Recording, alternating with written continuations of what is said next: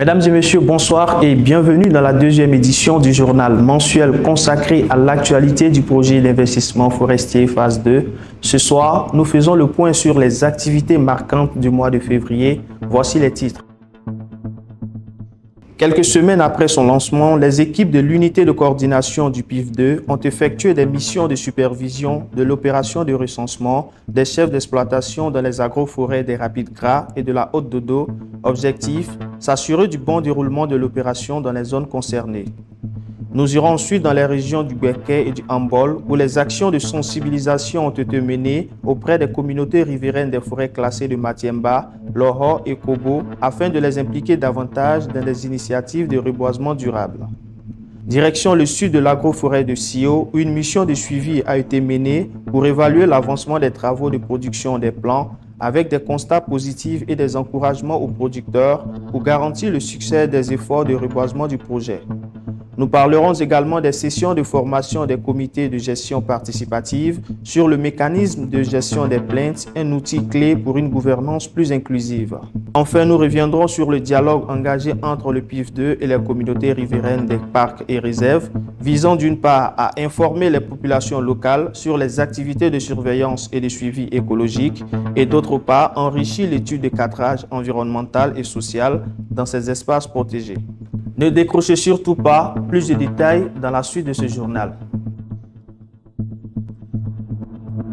Afin d'assurer la rigueur et l'efficacité du recensement des chefs d'exploitation agricole dans les agroforêts de Sio, de la Haute Dodo et des Rapides Gras, des missions de supervision ont été conduites par les équipes de la cellule réinstallation de l'unité de coordination du PIF2.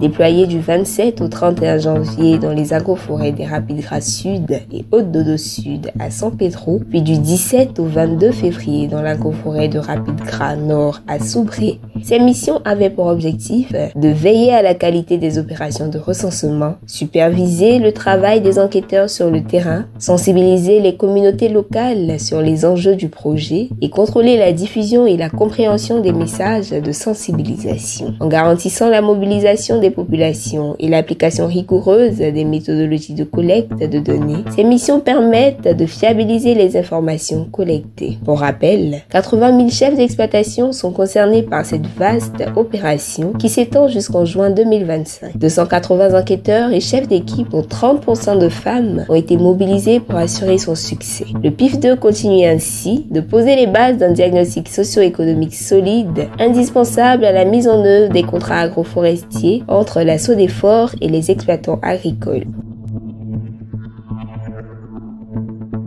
Dans un contexte de lutte contre la déforestation et de préservation des ressources naturelles, le PIF2 intensifie ses actions en faveur du reboisement et de la gestion durable des forêts. L'enjeu, proposer des alternatives au prélèvement de bois d'œuvre et de bois énergie en impliquant directement les communautés locales. C'est dans cette dynamique qu'une mission de sensibilisation s'est tenue du 18 au 28 février auprès des populations riveraines des forêts classées de Matiemba, Loro et Kobo.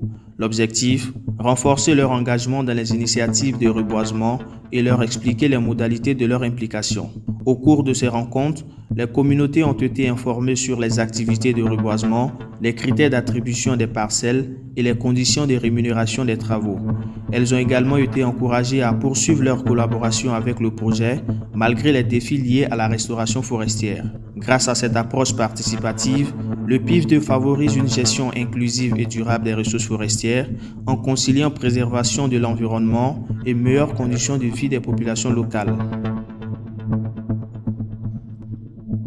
Dans le cadre de la mise en œuvre des activités de reboisement du PIF2, une mission de suivi des travaux de production des plants s'est déroulée les 18 et 19 février 2025 sous la supervision du chef de service des opérations techniques et commerciales de Mans. L'objectif de cette mission était d'évaluer l'état d'avancement des travaux sur 17 sites repartis dans 11 localités, à savoir Dioula-Bougou, Sokura, Sada et Kaadé. Plusieurs points clés ont été abordés abordés au cours de ces visites de terrain, notamment le suivi des contrats de production, l'évaluation du coût d'une plante réussie et livrée, les modalités de paiement, le respect des recommandations techniques de la Sodefort, notamment la disposition des sachets pour une croissance optimale des plants. Le constat fait au cours des visites a révélé un démarrage effectif des activités sur plusieurs sites. Ainsi, les équipes ont pu observer que le remplissage des sachets est en cours sur l'ensemble des sites visités, la disposition des sachets respecte les recommandations techniques, le début du sémi est observé sur certains sites, marquant une activité significative. Face à ces progrès, les groupements de producteurs ont été encouragés à poursuivre leurs efforts afin de garantir la réussite de cette activité dans les délais impartis. Avec ce suivi rapproché, le PIF2 renforce son engagement en faveur d'un reboisement durable tout en impliquant activement les communautés locales. Le mécanisme de gestion des plaintes est un dispositif essentiel du PIF2. Conçu pour recueillir les réclamations et suggestions des parties, il vise à garantir un traitement efficace des préoccupations et à favoriser un dialogue constructif autour du projet.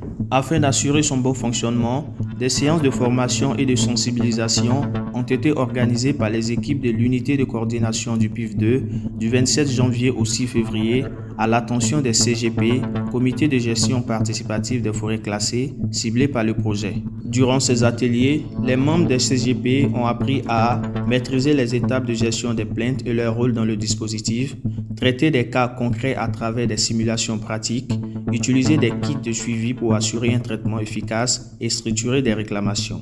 À l'issue de cette mission, 397 membres des comités ont été formés et des points focaux ont été désignés au sein de chaque comité pour assurer une gestion efficace des réclamations. Avec cette initiative, le PIF2 renforce l'implication des communautés locales et s'engage dans une gouvernance forestière plus transparente et inclusive. Dans le cadre de la composante 3 du PIF2, portant sur la gestion durable des parcs nationaux et réserves naturelles, des consultations publiques ont été organisées du 3 au 6 février, puis du 10 au 14 février 2025. Ces échanges ont concerné les communautés riveraines de 3 sites majeurs que sont le Parc national de Taï, le Parc national de Montpéco et la réserve naturelle de Mabiyaya. Menées conjointement par les équipes de l'UCP PIF2 et celles de l'Office ivoirien des parcs et réserves OIPR, ces consultations visaient à informer les populations locales sur les activités de surveillance et de suivi écologique, à recueillir leur avis sur le cadre environnemental et social des interventions dans ces espaces protégés et à intégrer leurs préoccupations dans l'étude du cadrage environnemental et social. Les échanges ont permis d'enrichir l'étude de cadrage environnemental et social en intégrant les préoccupations et suggestions des populations locales qui jouent un rôle essentiel dans la préservation de ces écosystèmes. Grâce à cette approche participative, le projet d'investissement forestier phase 2 continue de promouvoir une gestion durable des aires protégées en impliquant directement les populations locales. C'est ainsi que s'achève la deuxième édition du journal du PIF2. Merci de l'avoir suivi. Nous vous donnons rendez-vous le mois prochain pour un nouveau point sur l'actualité du projet. D'ici là, le travail continue. La préservation de nos ressources naturelles est l'affaire de tous. Vous aussi, engagez-vous pour la protection de nos forêts. Adoptez des gestes éco-responsables. Participez aux initiatives locales pour protéger nos forêts et soyez des acteurs du changement. Excellent mois à toutes et à tous et à très bientôt.